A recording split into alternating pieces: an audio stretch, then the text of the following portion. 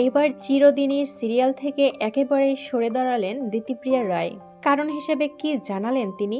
তবে কি সিরিয়াল এবার বন্ধ হবে? বন্ধুরা, বিস্তারিত জানতে ভিডিওটি না টেনে শেষ পর্যন্ত দেখতে থাকুন। আর একটি বিশেষ অনুরোধ, দয়া করে আমাদের চ্যানেলটিকে সাবস্ক্রাইব করে পাশের বেল আইকনটিতে ক্লিক দিয়ে রাখুন, যাতে সব ধরনের আপডেট খবর সবার আগে আপনি পেয়ে যান। অবশেষে সব বিতর্কের অবসান, নাকি নতুন করে বিতর্কের শুরু? দীর্ঘ টানাপোড়েনের পর এবার গতকাল দুপুরে জানা গেল দিতিপ্রিয়ার সিদ্ধান্ত।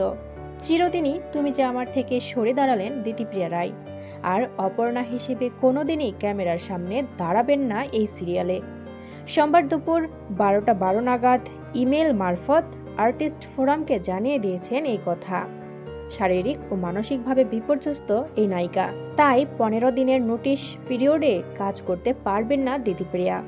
ফোরাম নিজেদের পক্ষ থেকে জানিয়েছে, এই বিষয়ে তারা কোনো রকম হস্তক্ষেপ করাকে অনৈতিক বলে মনে করে।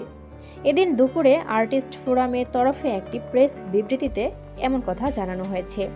শনিবার আর্টিস্ট ফোরাম নায়ক নায়িকার ঝামেলা মেটাতে একটি বৈঠক করেছিল। দিতিপ্রিয়া নিজেই শরণাপন্ন হয়েছিলেন ফোরামে।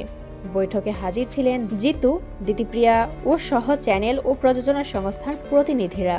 সেখানে দিতিপ্রিয়া সাফ জানান, তিনি আর এই সিরিয়ালে কাজ করতে চান না। টেকনিশিয়ান সহ বাকিদের স্বার্থের কথা ভেবে দিতিপ্রিয়াকে সিদ্ধান্ত পুনর্বিবেচনার আবেদন জানানো হয়। সায় দেননি এই নায়িকা। প্রযোজনা সংস্থার সঙ্গে দিতিপ্রিয়ার কোনো লিখিত চুক্তি নেই, তাই ফোরামের নিয়ম অনুযায়ী কাজ ছাড়ার আগে 2 মাসের নোটিশ পিরিয়ড দেওয়ার কথা নায়িকার। তবে শারীরিক ও মানসিক অপারগতার কারণ দেখিয়ে সেই নিয়ম শিথিল করতে আর্জি জানান দিতিপ্রিয়া। এরপর ফোরামের তরফে তাকে 15 দিনের নোটিশ পিরিয়ড দেওয়ার কথা বলা হয়েছিল। রবিবার সন্ধ্যায় সম্মতি জানিয়ে এই সংক্রান্ত ইমেল পাঠানোর কথা ছিল দিতিপ্রিয়ার, কিন্তু তিনি তেমনটা করেননি। সোমবার দুপুরে নিজের সিদ্ধান্ত জানান অভিনেত্রী। শারীরিক ও মানসিকভাবে বিপর্যস্ত নায়িকার সেটে ফিরতেই চান না। জোড়াজুড়িতে রাজি নয় ফোরামও।